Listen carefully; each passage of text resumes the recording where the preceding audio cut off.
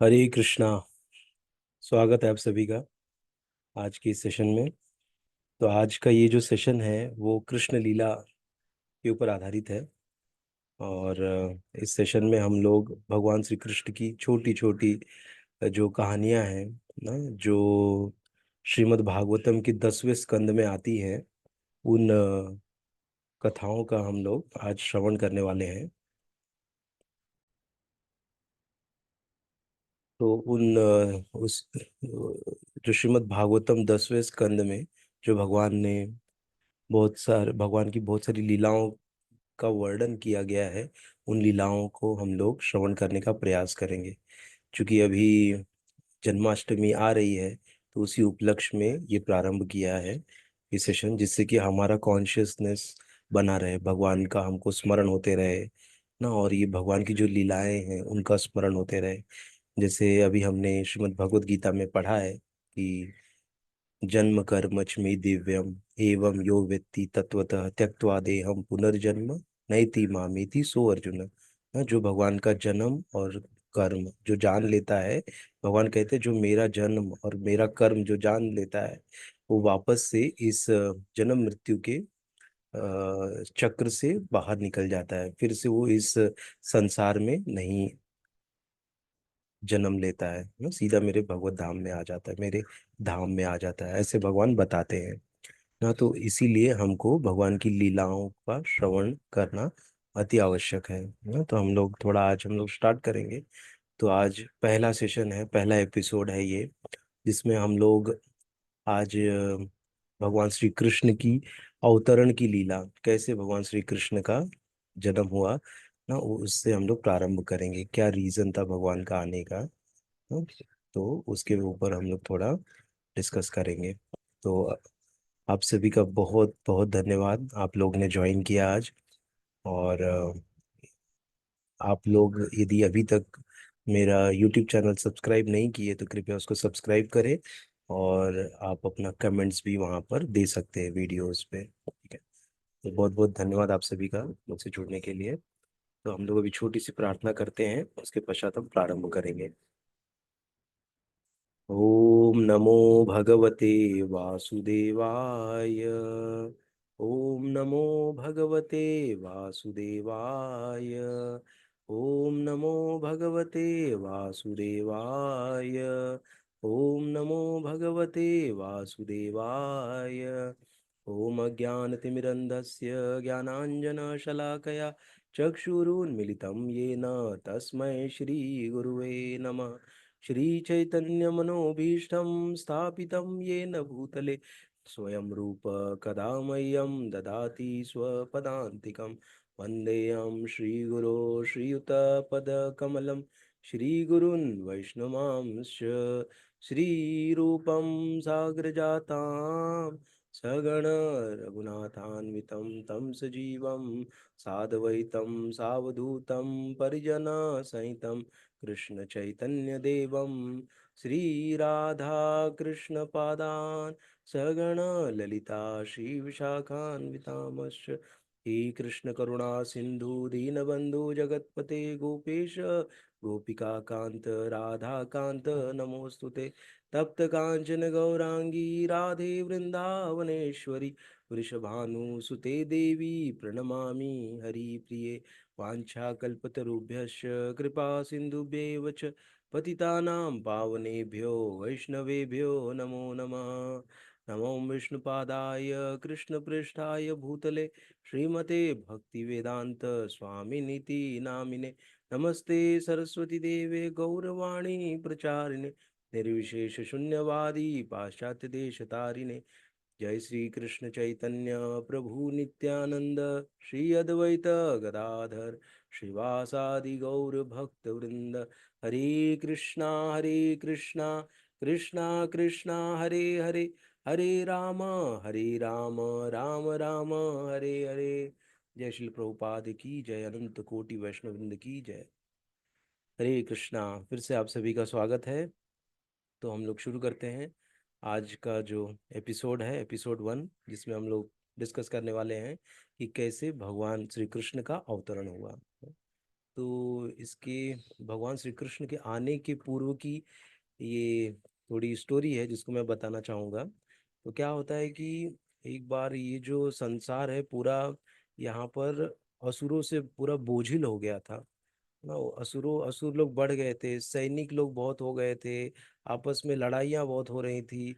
हाँ, इससे क्या हो गई कि जो पृथ्वी की अधिष्ठात्री देवी हैं भूमि देवी, वो बड़ी दुखी हो गई। और वो दुखी होके वो बड़ी मतलब उनको कुछ समझ में नहीं आ रहा था कि क्या किया जाए, कैसे हम करें कि ये सब शांत हो जाए, यहाँ पे उपद्रव जो इतना मचा हुआ है वो शांत हो जाए। तो भूमि देवी सोचते रहती हैं। फिर क्या होता है कि वो एक गऊ का रूप लेके ब्रह्मा जी के पास जाती हैं, प्रकट होती है वहां पे। और फिर ब्रह्मा जी से सब वृत्तांत सुनाती हैं कि क्या चल रहा है पृथ्वी लोक पे, कैसे कैसे सब उपद्रवी राजा हो गए हैं और बहुत कष्ट मिल रहा है मुझे, है। तो फिर ब्रह्मा जी बोलते हैं अच्छा ये बात है तो चलो। फिर ब्रह्मा जी क्या करते हैं, उनको लेके जाते हैं विष्णु भगवान के पास ना। और विष्णु भगवान जो हैं वो क्षीर सागर में लेटे हुए थे। और फिर वहां पर जाके प्रणाम करते हैं। और जैसे और बाकी के अन्य देवता भी एकत्रित हो गए, क्योंकि देवताओं को भी थोड़ी मुश्किल हो रही थी, तकलीफ हो रहा था, क्योंकि असुर लोग भी बहुत ज्यादा हो गए थे। तो सारे देवता लोग और ब्रह्मा जी भगवान के पास पहुंचे। तो ऐसे कहा जाता है कि भगवान के पास जब पहुंचते हैं ना, तो वहां पर एक पुरुष सूक्त करके एक भगवान के लिए स्तुति है। उन स्तुति का सारे देवता लोग पाठ करने लग गए, जिससे कि भगवान श्री विष्णु प्रसन्न हो जाए ना। तो सारे देवताओं ने उसका पाठ किया और फिर भगवान ने भगवान ने धीरे से जो मैसेज है वो ब्रह्मा जी के हृदय में दिया। वो ब्रह्मा जी आंख बंद किए थे कि अभी तक भगवान कुछ बोल नहीं रहे, कुछ बोल नहीं रहे, कुछ पता नहीं चल रहा है क्या होगा, कैसे मतलब भूमि देवी को इस जो उपद्रव जो इतना चल रहा है उससे शांति मिलेगी ना, कैसे सब शांत होगा। तो यही सब सोच रहे थे और भगवान मन में भगवान का प्रे भी कर रहे थे ब्रह्मा जी आंख बंद करके। फिर भगवान का जो मैसेज है वो ब्रह्मा जी के हृदय में प्रकट हुआ। हाँ, तो ऐसे कहते हैं कि भगवान जो मैसेज है ना, भगवान का मैसेज जो हृदय में प्रकट होता है, जो व्यक्ति एक अच्छे से भगवान की पूर्णतया भगवान पर आश्रित होके ना भगवान की जो सेवा करता है, भगवान की प्रसन्नता के लिए जो कार्य करता है, तो भगवान वो मैसेज देते हैं ना। तो ब्रह्मा जी के हृदय में मैसेज आया। और वो मैसेज ये था, वो जो संदेश था वो संदेश था कि भगवान श्री कृष्ण वसुदेव के पुत्र के रूप में जन्म लेंगे। और फिर आप जो भी जैसे श्लोक आता है ना कि यदा यदा ही धर्मस्य ग्लानिर्भवति भारत अभ्युत्थानम अधर्मस्य तदात्मानं सृजाम्यहम्। ना जब जब अधर्म बढ़ेगा ना, और धर्म की ग्लानि होगी, तब तब मैं अवतार लेता हूँ, तब तब मैं प्रकट होता हूँ। और क्या बोले हैं, परित्राणाय साधूनां विनाशाय च दुष्कृतां संभवामि युगे युगे। ना जब जब जो साधुओं के ऊपर अत्याचार होता है और साधुओं साधुओं का उद्धार करने के लिए, उनको अपने धाम में ले जाने के लिए भगवान आते हैं। और दुष्टों का नाश करने के लिए। हाँ, जैसे भगवान जैसे आएंगे तो ऐसे दुष्टों का नाश करने की आवश्यकता है, उसके लिए जन्म लेने की आवश्यकता नहीं है। भगवान तो कहीं से भी बैठ के कर सकते हैं, लेकिन मेन जो उद्देश्य है भगवान का वो है कि भक्तों को भगवत धाम ले जाना। वो भगवान जी का प्रमुख उद्देश्य है। तो उसके लिए भगवान अवतरित होते हैं। तो जैसे ही ब्रह्मा जी को ये मैसेज मिला, तो ब्रह्मा जी अत्यंत प्रसन्न हो गए। वो बोले कि अरे, और उन्होंने बाकी के जो देवतागण थे वो भी बड़े चिंतित थे। उनको लग रहा था कि अभी तक तो मैसेज ही कुछ आ नहीं रहा है, भगवान जी तो कुछ बोल ही नहीं रहे। तो जैसे ये मैसेज आया, वैसे ही सारे जो देवतागण थे वो क्या हो गए, बहुत प्रसन्न हो गए। तो उन्होंने सब देवताओं को भी बताया कि भगवान कैसे प्रकट होंगे। और और ये भी बताया कि सारे जो देवतागण हैं ना, उनको भी अभी भगवान की लीला में सम्मिलित होना है। और उनको भी अच्छे कुल में, अच्छे ब्राह्मण परिवार में ऐसे उनको जन्म मिलेगा, और उनको भगवान की लीला में सहयोग करना है ना, ऐसे सब उनको बताए। तो वो लोग भी बहुत प्रसन्न हो गए। तो जैसे भगवान के आने के पहले भगवान के पार्षद लोग पहले अवतरित हो जाते हैं ना, क्योंकि लीला को और ज्यादा आनंददायक बनाने के लिए और भगवान को और अधिक प्रसन्नता देने के लिए जो जो देवता रहते हैं वो हमेशा कार्य करते हैं। इसीलिए कहा जाता है कि जो भगवान को प्रसन्न करने के लिए जीवित रहता है वही देवता है ना, उसी को देवता कहते हैं। हाँ, तो इसीलिए हमको भी क्या करना चाहिए, देवता लोगों की तरह हमें भी हमेशा भगवान की प्रसन्नता के लिए कार्य करना चाहिए ना। हमेशा भगवान कैसे प्रसन्न हो उसके बारे में हमको सतत चिंतन करते रहना चाहिए। और फिर इसके पश्चात ब्रह्मा जी और भी जानकारी देते हैं। वो और जानकारी देते हैं कि भगवान के पहले ना अनंत शेष जो कि भगवान का पूर्ण अंश है वो भी प्रकट होंगे ना, बलराम के रूप में। तो जो कौन है बलराम, जो लाखों फनों वाले हैं और जिनके ऊपर पूरा ये जो ब्रह्मांड को धारण किए हुए अपने लाखों फनों के ऊपर ना, तो वो है अनंत शेष या बलराम भगवान ना। संकर्षण भी नाम है उनका। हाँ, तो वो प्रकट होंगे। फिर और भी बताते हैं कि उन्होंने भगवान विष्णु ने ये भी सूचित किया कि विष्णु की बहिरंगा शक्ति जो कि माया है ना, वो भी क्या करेगी, जीवों को अपने पास आकृष्ट करने के लिए ना, बद्ध जीवों को आकृष्ट करने के लिए परमेश्वर के आदेश के अंतर्गत वो भी प्रकट होंगी अपना प्रयोजन सिद्ध करने के लिए, है ना। तो माया देवी भी अवतरित होंगी ना, जैसे बद्ध जीवों को यहीं पर आकर्षित करके यहीं पर वो रहे उसके लिए। क्योंकि ऐसे बहुत लोग होते हैं जो नहीं चाहते कि अरे मोक्ष लेके मैं क्या करूंगा, मैं तो पापी हूँ और पाप करते रहूंगा। तो ऐसे पापियों के लिए जो माया देवी है वो बहुत सारा जाल बुनती हैं, जिससे कि जो व्यक्ति है उसमें फंसे और वो जन्म मृत्यु के चक्र में घूमते रहे। ये उनका कार्य है ना, तो वो अपना सेवा करती है।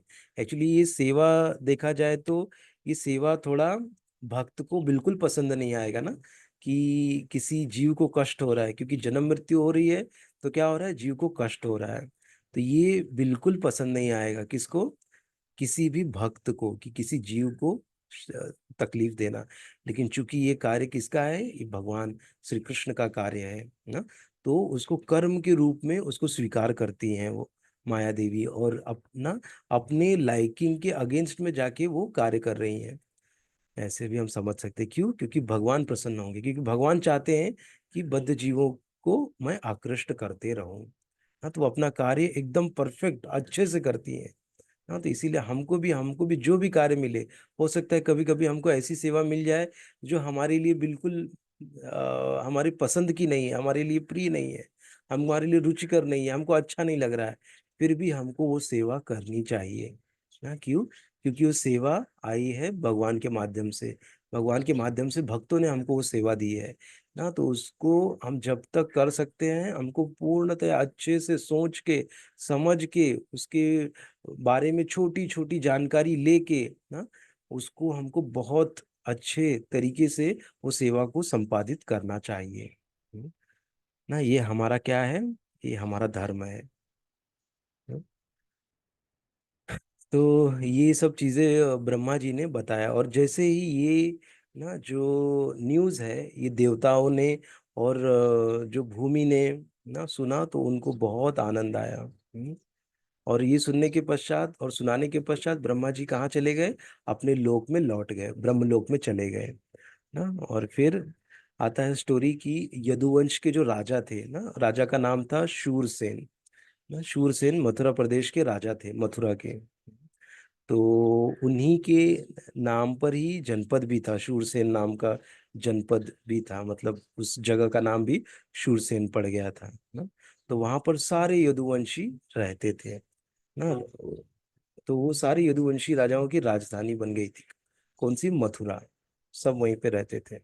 अच्छे वो थे, क्योंकि सारे कौन थे, भगवान के पार्षद थे, वही सारे देवता लोग यदुवंशी बन के आए थे ना। तो फिर क्या होता है कि एक बार शूरसेन अपने पुत्र वसुदेव का विवाह किसके साथ विवाह तय करते हैं, देवक की पुत्री देवकी के साथ विवाह तय हो जाता है। और विवाह हो भी जाता है उनका दोनों का ना। और फिर जैसे ही विवाह हो जाता है ना, तो विवाह जब हो जाता है उसके पश्चात जो देवकी का भाई है कंस, ना, कंस क्या करता है कि जो देवकी और वसुदेव जिस रथ पे बैठे थे उसका सारथी बन जाते हैं और लगाम को अपने हाथ में लेके वो रथ चलाने लगते हैं ना। ऐसे तो फिर जैसे ये प्रथा है कि जब भी ना, जब भी किसी बहन का, बेटी का जब ब्याह होता है तो उसका भाई उसको ले जाके छोड़ के आता है, जिससे कि उसको अकेलापन ना लगे, ना उसको लगे कि मेरे संबंधी मेरे साथ में है ना। तो इसके लिए ये भाई का एक कर्तव्य रहता है कि वो अपनी बहन को विदा करे अपने साथ में। तो इसलिए कंस भी बहुत बड़ा राजा था ना, और उसने कैसा सारथी बन के उसने वसुदेव और देवकी को रथ पे बिठा के रथ को चलाने लग गया। और कहा जाता है कि जो देवक थे वो अपनी पुत्री से बहुत प्यार करते थे, और उन्होंने बहुत सारा उनको ये दिया, दहेज दिया।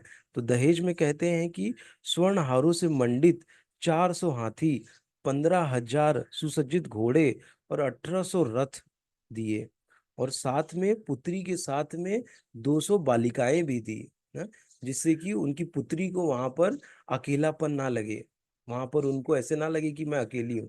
तो 200 ना, 200 जो तरुणी थी ना, उनकी सहेली बन के वो लोग को भी दिया।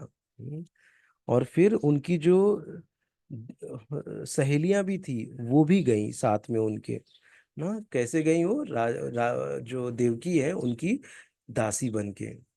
तो ऐसे कहा जाता है पहले की प्रथा थी, जब राजकुमारी का ब्याह होता था तो उसके साथ में ऐसी सब बालिकाएं और तरुण उनकी सहेलियां सब जाती थी, जिससे कि उनको वहां पर अकेलापन ना लगे।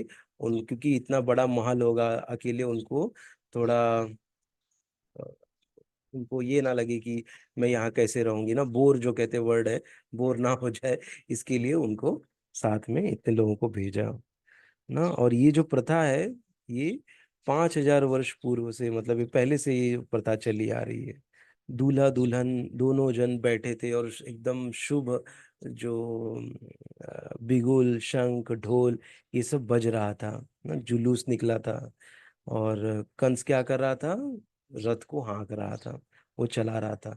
और उसी बीच क्या होता है कि आकाश में बड़ी जोर की गड़गड़ाहट होती है, और आकाशवाणी होती है, वहां से एक आवाज निकलती है, जिसमें वो आवाज ऐसे मतलब आकाशवाणी होती है। वो बोलते हैं कि हे कंस, तुम कितने बड़े मूर्ख हो।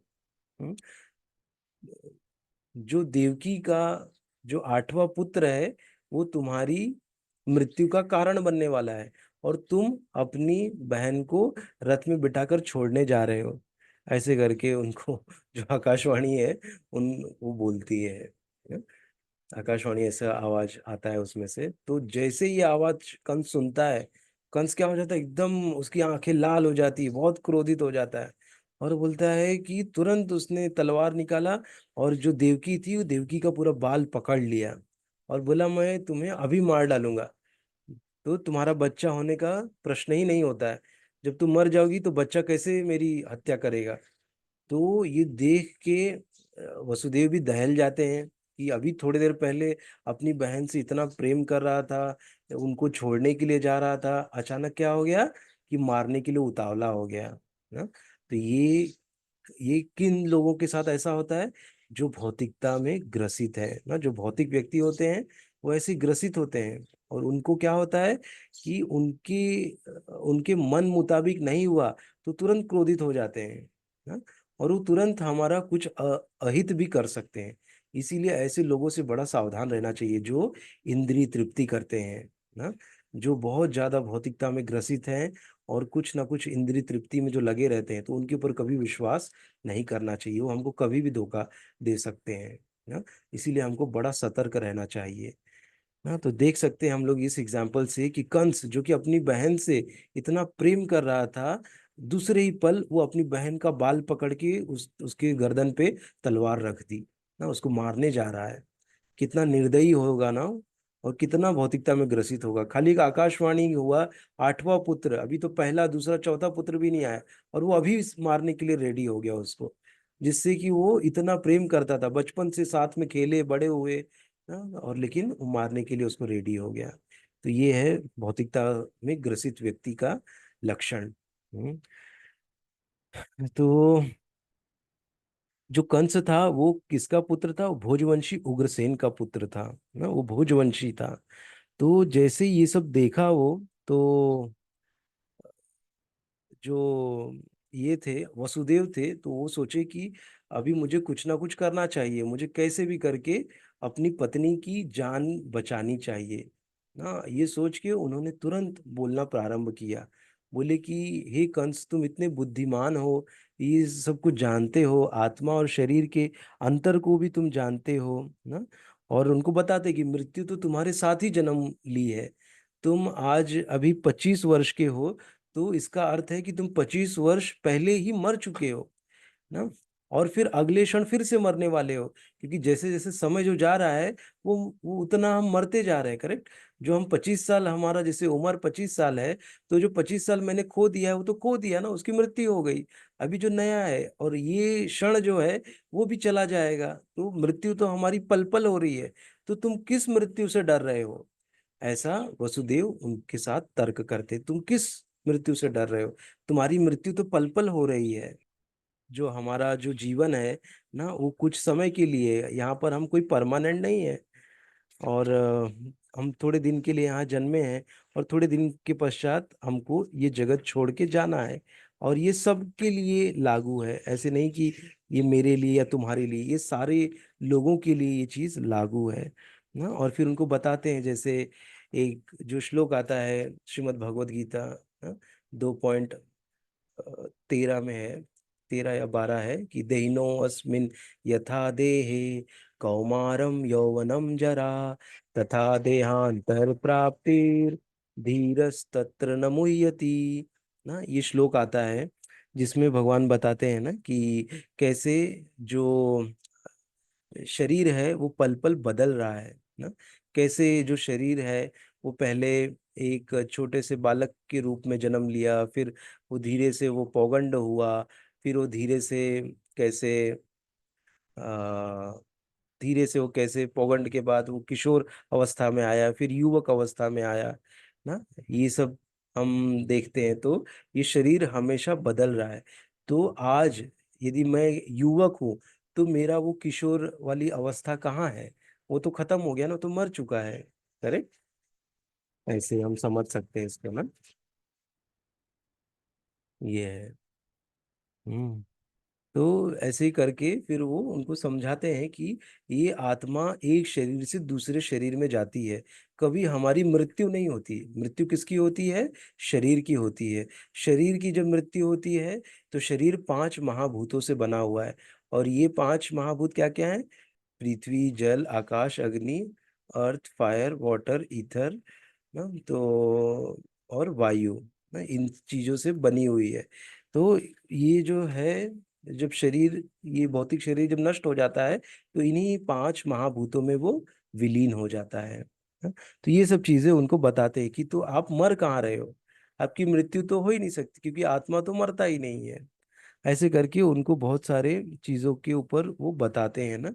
और वहां पे मतलब एक अच्छा, एक बुद्धिमानी से, चतुराई से वो इन सब चीजों के बारे में बात करते हैं, जिससे कि आ, जो कंस है वो अपनी बहन को ना मारे, वसुदेव की पत्नी को ना मारे।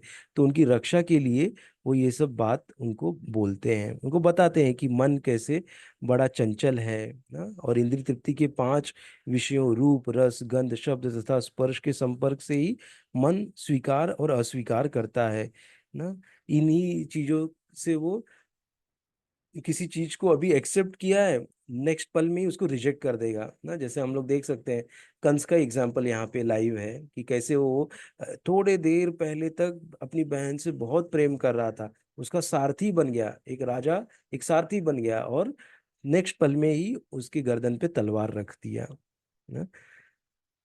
ऐसा हम देख सकते हैं। तो यहाँ पर यही सब बताए हैं कि यह एक स्वप्न के जैसा है ना। हमको जो शरीर मिला है ना, वो एक कहते हैं कि एक स्वप्न के जैसा है। जैसे स्वप्न में हमको हम कहीं भी पहुंच जाते हैं, हमारे साथ कुछ बड़ा चीज हमको मिलता है, या हम बहुत बड़े राजा बन गए हैं स्वप्न में, और जैसे स्वप्न से उठते हैं देखते हैं कि वो सपने ने वो तो सपना था ना।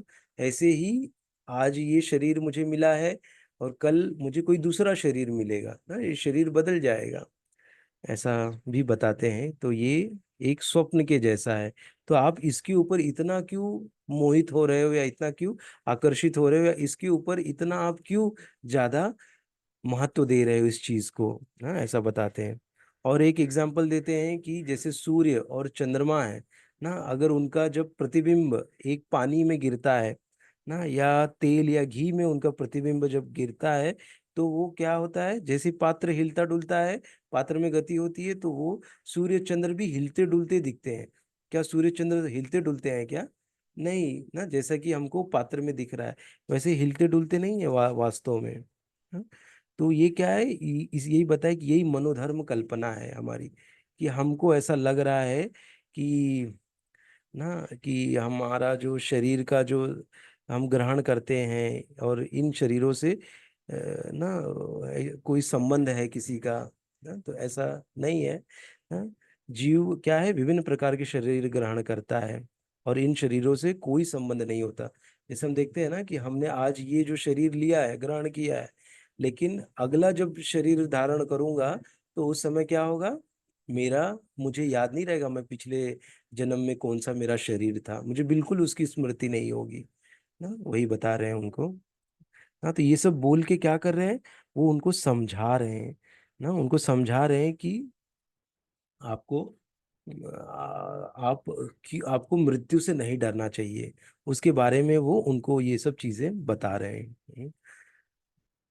हम्म। तो हाँ, तो ये सब चीजें हमने देखा इसमें। और आता है कि वो ये भी प्रार्थना करता है कि आपको द्वेष नहीं करना चाहिए अपनी बहन से, हाँ, क्योंकि द्वेष ही इस लोक में हमारे जन्म मृत्यु का कारण है। हम जब एक दूसरे से द्वेष करते हैं, तो उसी से क्या होता है, हमको दुख मिलता है ना। जब जब द्वेष करेंगे, तो द्वेष क्या है, सबसे खराब गुण है ना, द्वेष करना। हमको किसी के प्रति हमको द्वेष हमारे मन में नहीं आना चाहिए, सबके प्रति हमारे अंदर प्रेम और करुणा की भावना होनी चाहिए। तो वही उनको समझाते हैं, ये जो द्वेष है ये बहुत ही खराब चीज है ना। और द्वेष के कारण ही क्या होता है कि हमको भय आता है ना, भय का कारण भी क्या है, द्वेष है। हम्म। हम्म। फिर ऐसे ही तर्क वितर्क करके उन्होंने क्या किया, उन्होंने जो कंस को शांत करने का प्रयास किया, हाँ? और लेकिन कंस जो था वो असमंजस में था कि क्या करूं कैसे इसको करूं, तो कैसे भी हो, और वो बातों को ये बोलने लग गए ना, उनको समझाने लग गए। तो उनका एक ही उद्देश्य था कि मैं कैसे अपनी पत्नी की रक्षा करूं ना, ये उनका प्रमुख उद्देश्य था। तो फिर वो उनको बताते हैं कि हाँ, तो उनको वो बोलते हैं कि एक आश्वस्त करते हैं लास्ट में बोल के कि आपको मैं आश्वस्त करता हूँ, आपको मैं वचन देता हूँ कि जो भी देवकी और मुझसे जो भी संतान उत्पन्न होगी, वो मैं लाके सीधे आपको दूंगा, ऐसे। और ये जो थे, ये कौन थे, ये वसुदेव थे, ये बड़े अपने जो बोलते थे वो करते थे। और इसका अनुभव ऑलरेडी किसको था, कंस को था। कंस को पता था कि कितने सत्यनिष्ठ वसुदेव हैं ना, वो जो बोलते हैं वो करते हैं। तो ऐसे ही क्या होता है कि वो मान जाता है कंस, और उनको ये जैसे ही बोलते हैं तो वो मान जाता है, और वो क्या करता है, वसुदेव को छोड़ देता है, वसुदेव देवकी को छोड़ देते, तो वो दोनों अपने महल में आ जाते हैं और सुखपूर्वक रहने लगते हैं। फिर एक पुत्र होता है, फिर पुत्र को ले जाके किसको देते हैं, कंस को देते हैं।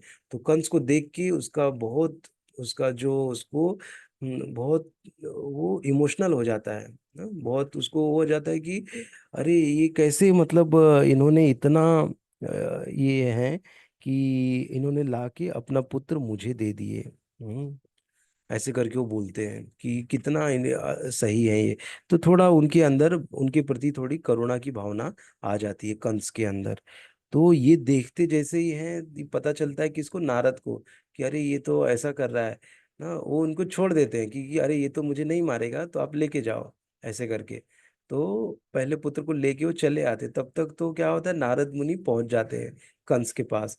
और नारद मुनि का हेतु था कि जल्दी से जल्दी भगवान का जन्म होए और अपनी लीला दिखाएं। और फिर वो बोलते हैं कंस को कि अरे कंस, ये क्या किया आपने, आपने क्यों उसको छोड़ दिया, आपको कैसे पता कि ये आठवां पुत्र है कि पहला पुत्र है। वो क्या करते हैं, कमल का फूल लेते हैं और उनको देते हैं, और बोलते हैं कि आप इसकी पंख, इसको गिनना चालू करो पंखुड़ी को। तो गिनता है वो, 1 2 3 4 5 6 7 8। फिर वो क्या करते हैं, वो घुमा देते हैं कमल को।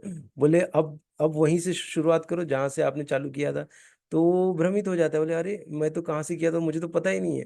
तो बोले इसी प्रकार कि जो पुत्र देवकी से आया है वो पहला है या आठवां है, आपको कैसे पता।